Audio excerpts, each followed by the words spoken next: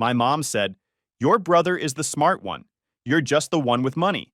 Without your wallet, you're nothing." I said, "Let's test that." Close the wallet. She's still talking about him. I'm still not taking her calls. Hey, Reddit.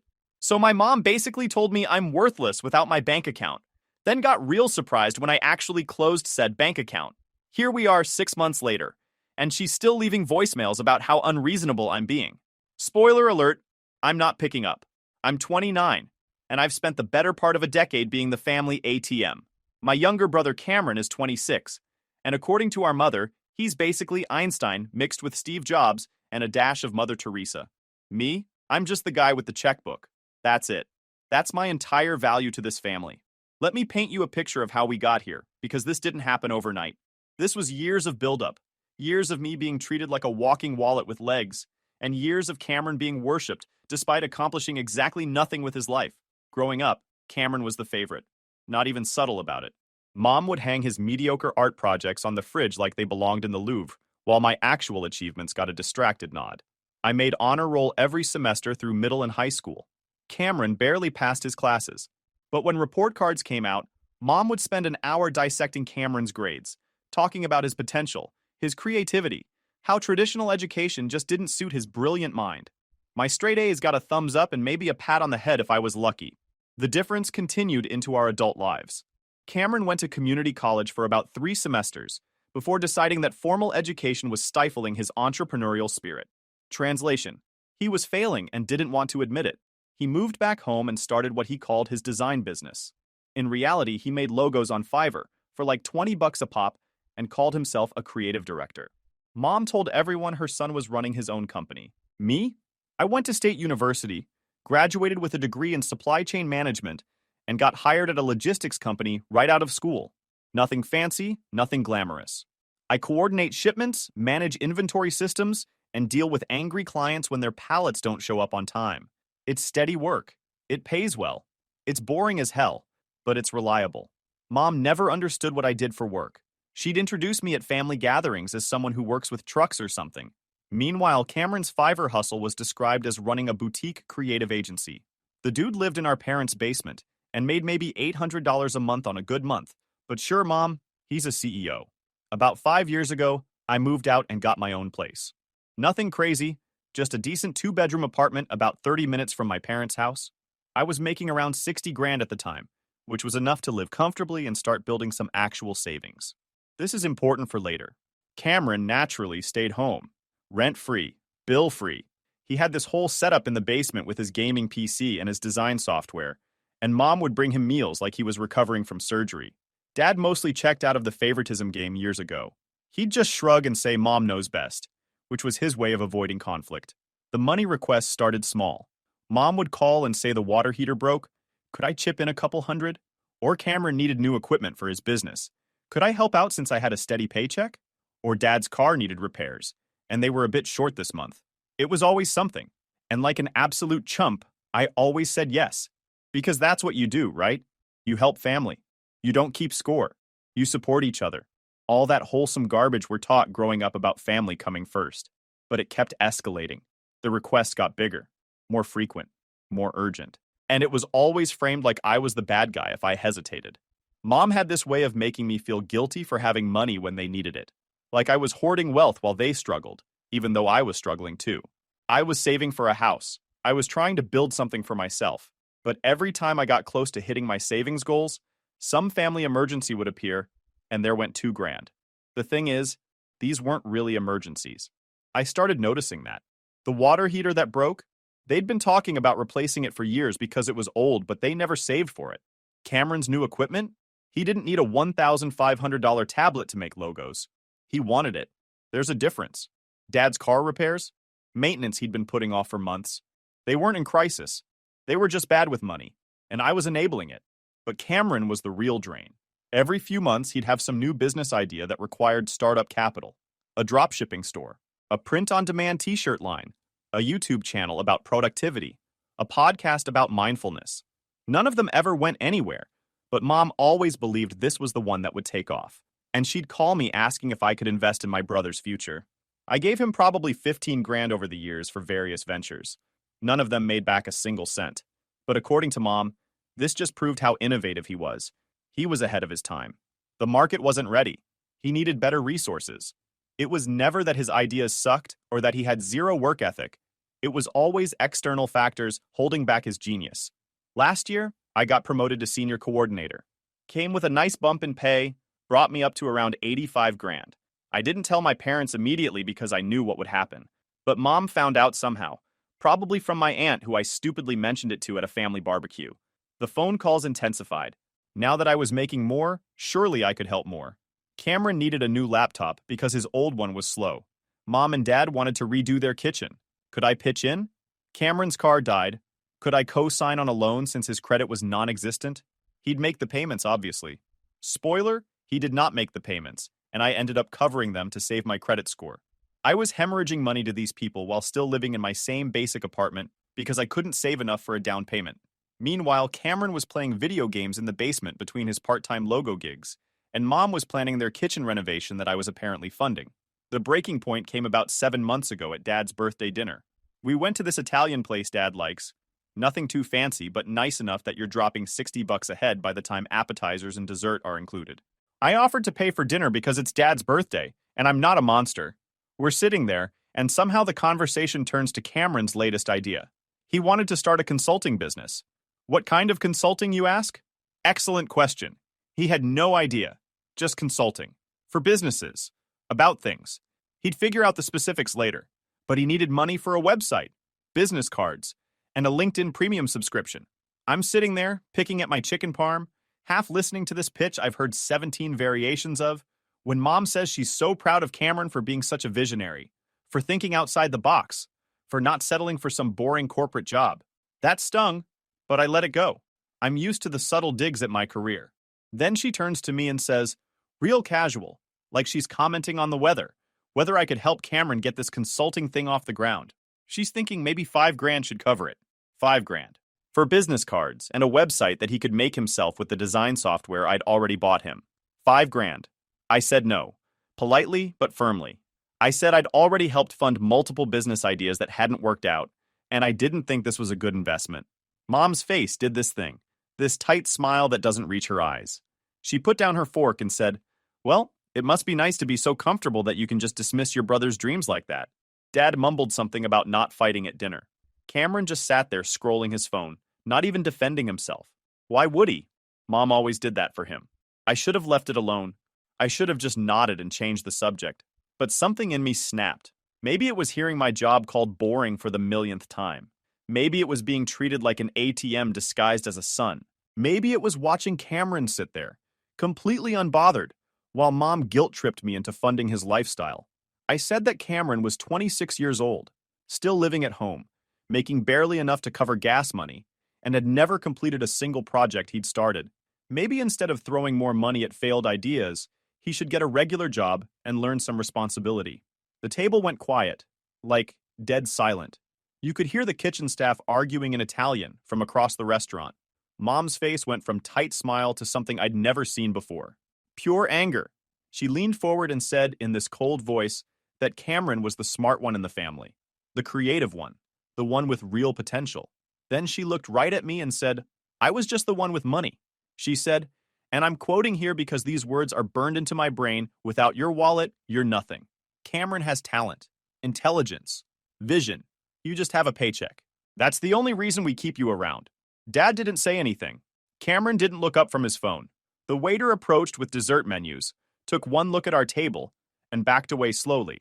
I sat there for a second, processing what my mother just said to me, that my only value was money, that without it, I'm nothing, that they keep me around because I'm useful. I stood up, pulled out my wallet, and took out enough cash to cover my portion of the meal, tax, and tip. I put it on the table. Then I looked at Mom and said, you know what? Let's test that theory. She looked confused. I clarified. If I'm nothing without my wallet, and you only keep me around because of it, then let's see what happens when the wallet closes. Starting now. Cameron finally looked up from his phone. Dad's eyes went wide. Mom's face went through several emotions real quick, landing on this nervous laugh. She said I was being dramatic, that I was twisting her words, that she obviously didn't mean it like that. But she did. We both knew she did. And I was done pretending otherwise. I walked out of that restaurant, and I haven't given them a cent since. Not a dollar. Not a favor? Nothing. The first week was blissfully quiet. I think they assumed I was blowing off steam and would come around once I calmed down. Mom sent a text saying we should talk, but kept it vague. I didn't respond. Week 2, the calls started. Not from Mom directly at first, but from Dad. Awkward calls where he'd talk about random stuff, weather and sports, clearly working up to asking me to reconsider. I'd let him talk, then say I had to go. He never quite got to the ask. Cameron called once, only once, asked if I was still mad about dinner. I said no, I'm not mad. I'm just done being the family bank. He said I was being petty. I hung up. Week 3, Mom left a voicemail. Cameron's car payment was due, the one I'd co-signed for, and he couldn't cover it. She wasn't asking me to pay it, she said, just to talk to the loan company about extending the due date or something. I didn't call back. I paid the minimum to keep my credit intact and added it to the running tab of money they owed me that I'd never see again. By week 4, the tone shifted. Mom left another voicemail saying she'd been thinking about what she said at dinner, and maybe it came out wrong. She didn't apologize, mind you, just said it came out wrong. She wanted to explain what she really meant. I didn't call back. Week 6, Dad called and actually said they needed help. The kitchen renovation they'd started, the one they apparently began before securing all the funding, was halfway done, and they'd run out of money. The contractor was threatening to walk. Could I just loan them enough to finish it? He'd pay me back. Sure, Dad, like all those other times you paid me back. I told him no, wished him luck with the contractor, and hung up. This is when Mom started showing up at my apartment. I'd come home from work and find her sitting in her car in the visitor parking. The first time, I ignored her and went inside. She knocked on my door for 10 minutes before giving up. The second time, I told her through the door that I had nothing to say to her. The third time, I threatened to call security if she didn't leave.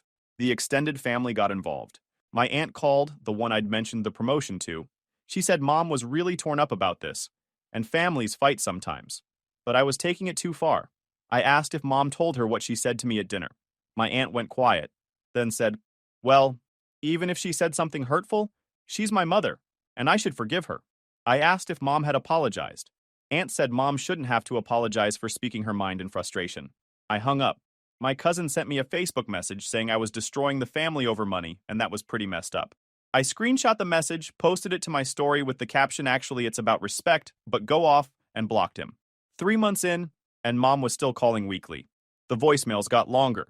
She'd talk about how Cameron was struggling, how Dad was stressed, how I was being selfish and childish, how family was supposed to stick together, how I'd regret this someday. Never once did she say sorry for what she said. Never once did she acknowledge that maybe, just maybe, she was wrong. Cameron, meanwhile, had to get an actual job. Mom called it a tragedy. He was working at a sporting goods store, part-time, making minimum wage. According to Mom's voicemails, this was destroying his creative spirit. He couldn't focus on his business ideas because he was exhausted from standing at a register for 6 hours. The horror. Welcome to the real world, little brother. The kitchen renovation never got finished. They're apparently living with half-done cabinets and no backsplash. Dad complained about it to me during one of his awkward check-in calls. I suggested he talk to Cameron about contributing to the household, since he's living there rent-free. Dad changed the subject. Around month 4, Mom tried a different approach. She called and left a voicemail saying she understood why I was hurt and we should sit down and talk it through like adults. She suggested we meet for coffee. Neutral ground. Just talk. I almost considered it.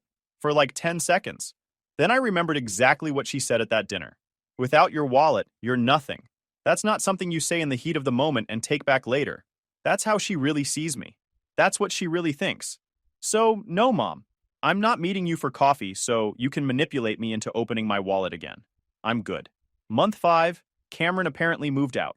Not into his own place, obviously, because that would require money and responsibility. He moved in with his girlfriend, some girl he'd been seeing for a few months. Mom called it a positive step toward independence.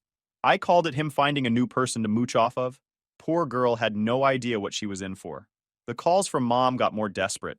Now Cameron wasn't around to help with stuff around the house, and they couldn't afford to hire people for basic maintenance. Could I at least come over and help fix the fence? Or clean the gutters? I didn't respond. There are services for that. They cost money. Figure it out. Dad called and straight up asked how long I was planning to keep this up. I said as long as it takes. He asked what that meant.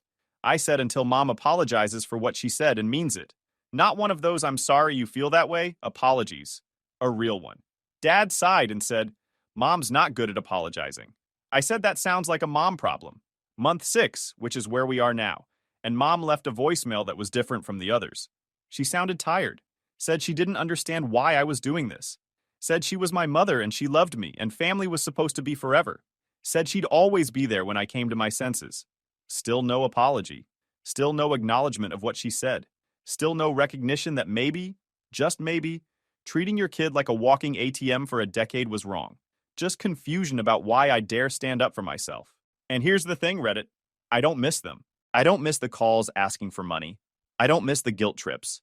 I don't miss watching Cameron get praised for doing nothing while my accomplishments got dismissed. I don't miss being treated like my only value was my bank account. My life is actually better now. I'm saving money again. Real money. I'm on track to actually put a down payment on a house next year. I picked up some hobbies I'd been putting off because I was always too stressed about the next financial request. I started rock climbing at a gym near my apartment. I'm learning to cook actual meals instead of living on takeout. I'm sleeping better. Cutting them off was the healthiest thing I've ever done for myself. The extended family still tries to guilt trip me occasionally. Last week, my uncle called and said I should really reconsider this whole thing because family is important. I asked if he'd been funding his siblings' lifestyles for the past decade. He said that was different. I asked how. He couldn't answer. I told him to have a nice day and hung up. My aunt sent me a text yesterday saying Mom cried at a family gathering because I wasn't there, that I was breaking her heart, that she didn't understand what she did wrong. I didn't respond, but I wanted to. I wanted to text back a transcript of that dinner conversation. But honestly, what's the point? They've all chosen sides. They've all decided I'm the bad guy for having boundaries. Cameron hasn't reached out since that one call months ago. Not surprised. He never wanted a relationship with me. Just access to my wallet. Now that the wallet's closed, I'm useless to him. Kind of proves Mom's point, doesn't it? Except she thought that made me worthless. I think it makes them worthless. Last week I got a letter in the mail. Actual handwritten letter from Mom. First line was, I don't understand why you're doing this to our family. Not, I'm sorry I hurt you. Not, I was wrong. Just confusion about why I won't play my role as the family ATM anymore. She wrote about how Cameron is really struggling now, how he's working 2 jobs, his relationship with his girlfriend is strained, and he's stressed all the time. She said I should be proud that he's finally being responsible, and maybe now would be a good time to help him get back on his feet. You know, now that he's learned his lesson or whatever. I read the letter twice, then threw it away. Because here's what Mom doesn't get. Cameron isn't struggling because I won't help him anymore. Cameron's struggling because he's 26 years old and has no skills, no work ethic, and no concept of financial responsibility. That's not my fault. That's hers. She enabled this. She created this situation by never making him stand on his own 2 feet. And she wants me to swoop in and save him again so he can go right back to being the same entitled brat he's always been. Hard pass, Mom. The letter ended with this line that really got me. No matter what happens, I'll always be your mother. And I'll always love you. Just wish you'd remember that blood is thicker than water. Except that's not even the full saying. The actual phrase is, the blood of the covenant is thicker than the water of the womb. Meaning the relationships you choose are more important than the ones you're born into. Funny how everyone always gets that wrong. And Mom has no idea how right she accidentally was. Because I am choosing my relationships now. I'm choosing not to have people in my life who see me as nothing more than a funding source. I'm choosing not to enable a grown man who refuses to grow up. I'm choosing not to accept abuse disguised as family obligation. My coworker asked me last week if I ever think about reaching out, if I miss having a family. I told him the truth. I don't miss being used. I don't miss being disrespected. I don't miss being taken for granted. And if that's what family means to them, then they can keep it. He asked what I'd do if Mom actually apologized. Like really apologized. I told him I'd probably consider it. But she won't. Because in her mind, she didn't do anything wrong. I'm just being sensitive. I'm just being petty. I'm just throwing away family over money, which is exactly what she accused me of being obsessed with in the first place. The irony is completely lost on her. Someone else at work suggested maybe I was being too harsh, that parents make mistakes and I should give her another chance. I asked if their parents ever told them they were worthless without their bank account. They went quiet. Exactly. There's a difference between normal family friction and being told your only value is financial. One of those things you work through. The other, you walk away from. Someone at work suggested family therapy. I laughed. Can you imagine? Sitting in some therapist's office while Mom explains how I've abandoned the family, and the therapist nods sympathetically. Then I'd have to explain that I was told my only value was my bank account, and Mom would say that's not what she meant, and we'd go in circles for an hour. No thanks. I'll save my money and sanity. My phone is full of unheard voicemails from Mom. I don't delete them, but I don't listen to them either. They're just there, piling up, a digital monument to her inability to say two simple words. I'm sorry. Cameron called from a different number last month. I picked up before checking the caller ID. He asked how long I was planning to keep this grudge going. I said it's not a grudge, it's a boundary. He said that was the same thing. I said no, it's really not, and hung up. He didn't call back. I ran into my cousin at the grocery store 2 weeks ago, the one who sent me that Facebook message. He pretended not to see me, but we ended up in the same checkout line. Awkward as hell. He finally said, "Hey." I mumbled something back, and we both stared at our phones until one of us could leave. Fine by me.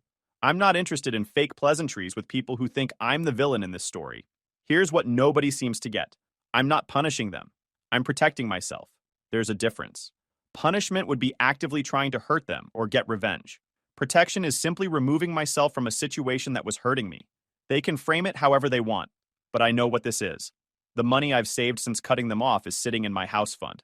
I'm up to almost 40 grand now. Another year or so, and I'll have enough for a real down payment on a house that I'm buying with money I earned that nobody can guilt me into giving away. I've been looking at listings online. Nothing fancy, just a small starter home in a decent neighborhood. 2 bedrooms, 1.5 baths, maybe a small yard. Something that's mine. Something nobody can take from me or make me feel guilty for having. My realtor asked if I was planning to have family visit once I bought a place. I said no, probably not. She looked surprised but didn't push it. I appreciated that. I'm tired of people assuming family automatically equals love and support. Sometimes family equals toxicity and obligation. The rock climbing gym has become my new hangout spot. I go 3 times a week now. Met some cool people there. Nobody asks about my family. Nobody knows about any of this drama. I'm just a guy who's getting pretty decent at bouldering and occasionally falls on his face trying routes that are too advanced. It's refreshing.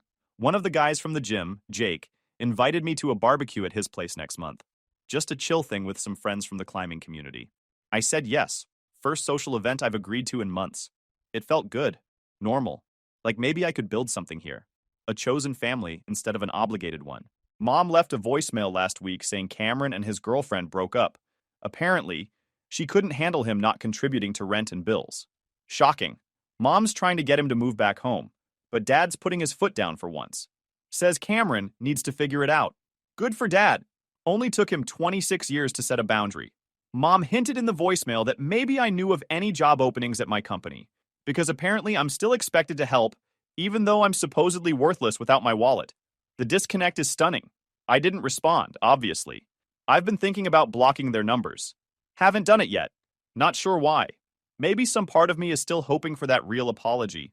Maybe I'm just leaving the door open a crack in case they ever wake up and realize how messed up this all is.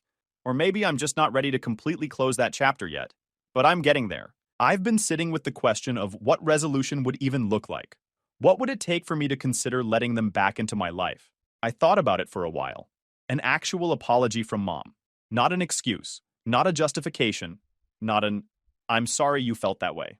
A real acknowledgement that what she said was wrong and hurtful. Some recognition that they've been using me financially for years, and that wasn't okay. That I'm not a bad son for having boundaries. Changed behavior, not promises of change. Actual demonstrated change over time. Cameron supporting himself. Mom respecting my decisions. Dad standing up for me instead of playing neutral. Honestly, I don't think those things will happen, but it's good to know what I need even if I'll never get it. At least I'm clear on my boundaries now. I've started dating again. Nothing serious, just casual coffee dates and dinner now and then. It's nice. One woman asked about my family, and I gave her the abbreviated version. She said she respected that I had boundaries. We're going out again next week. Baby steps. My car has been making a weird noise. In the past, I'd probably have ignored it because I'd just emptied my savings on some family emergency. Now, I took it to the mechanic, paid the $800 repair bill, and didn't think twice about it. Because that's my money. For my life. For my stuff. What a concept. I got my performance review last week. Stellar, as usual. Boss hinted at another promotion in the next year or so. Asked if I'd be interested in taking on more responsibility. I said absolutely, because I like my boring corporate job. It's stable. It pays well. and it's mine. Nobody gets to call it worthless. The kitchen in my apartment is small, but I've been experimenting with cooking. Made a pretty decent stir-fry last night, watching YouTube videos to learn techniques. It's actually fun. Relaxing even. Never had time for this kind of thing before because I was always stressed about money or dealing with some family drama. I've been thinking about getting a dog. The apartment complex allows them with a deposit.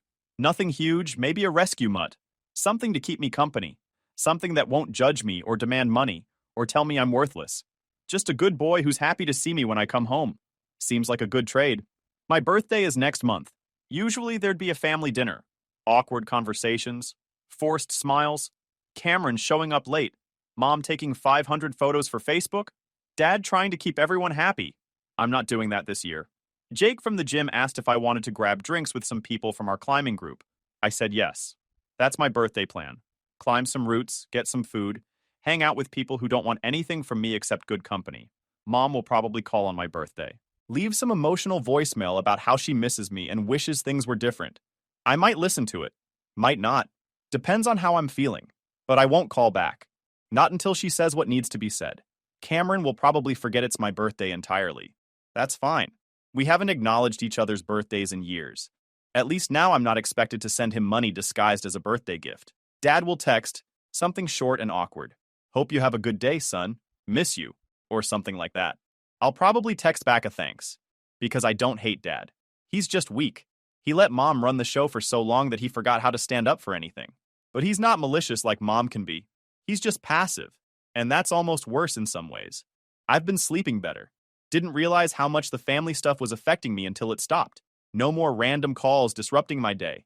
No more guilt hanging over me. No more checking my bank account with dread, wondering how much this month's family emergency was going to cost me. Just peace. The other day I was sitting on my couch watching a show, eating takeout because I didn't feel like cooking, and I realized I was content. Actually content. Not happy in a jumping up and down way. Just calm, satisfied, at peace with my life and my choices. When's the last time I felt that way? Probably never. This is what they took from me for years. This feeling of being okay with myself and my life. They made me feel like I was never doing enough, never giving enough, never being enough. And all of it was so they could avoid taking responsibility for their own choices and failures.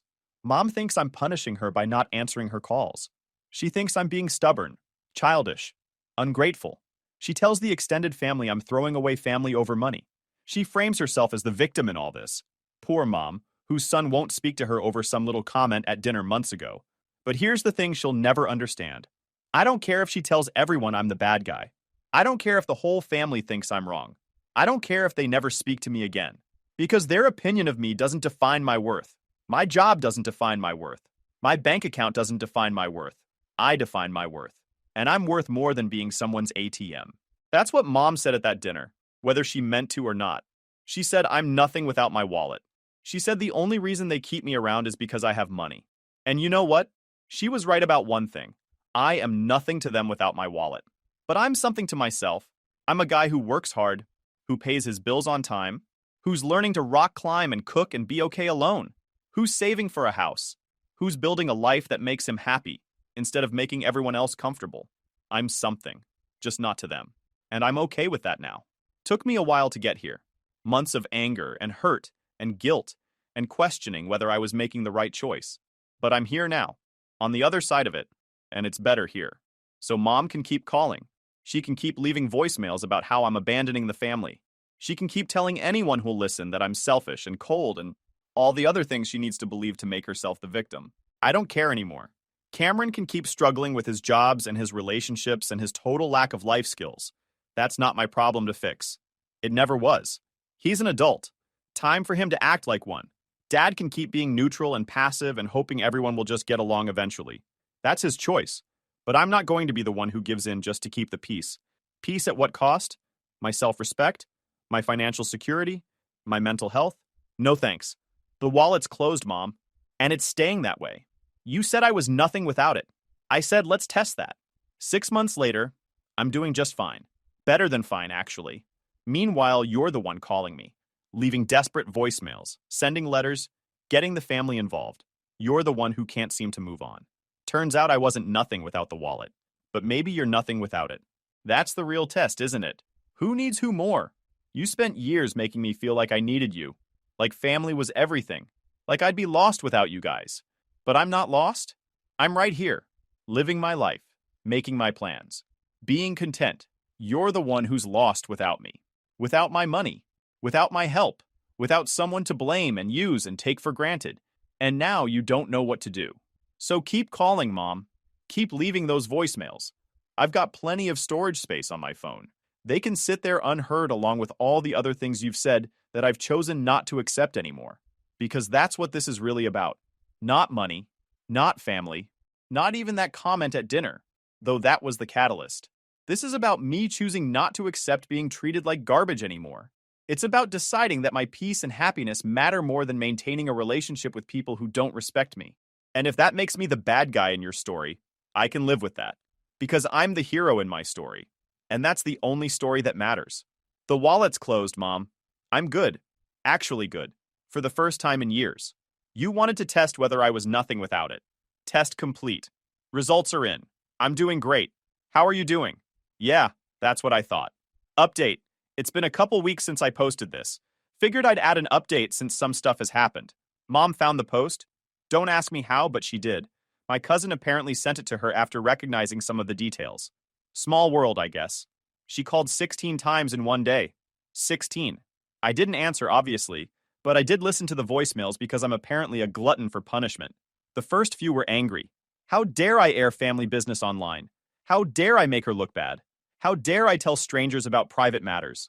Classic Mom, making it about her reputation instead of her behavior. The middle ones were sad, lots of crying and saying she didn't raise me to be this cruel. And the last few were back to angry, saying if I wanted to cut her off, fine. But posting about it online was a new low. Still no apology. Still no acknowledgement. Just anger that I told the truth about what happened. Dad called too. Just once. Said he read the post and that I wasn't being fair. That Mom had her faults, but she loved me. That I was hurting her. I asked if he remembered what she said at that dinner. He went quiet, then said, "Your mother says things when she's frustrated." I asked if that made it okay. He sighed and said no. But that's not a reason to do this. I told him I disagreed and hung up. Cameron sent me a text. First time he's reached out in months. It just said, "Real mature, bro. Enjoy your internet points." I didn't respond. What's the point? He's still living in a world where he's the victim, and I'm the bad guy. The extended family has mostly gone silent. I think they finally realized I'm not backing down. Or maybe they read the post, and some of them saw themselves in the people enabling Mom's behavior. Either way, the guilt trip calls have stopped. That's something. Jake invited me to meet his family at a barbecue next weekend. His sister's visiting from out of state. I said yes. That's weird, right? Meeting a friend's family? Doing normal family stuff with people who aren't related to me? But it feels less weird than going back to my actual family at this point. Guys, we are so close to hit 100,000 subscribers on this channel. If you are not subscribed to the channel, please consider subscribing. It really helps hit that 100,000 mark. Thanks for making this dream come true.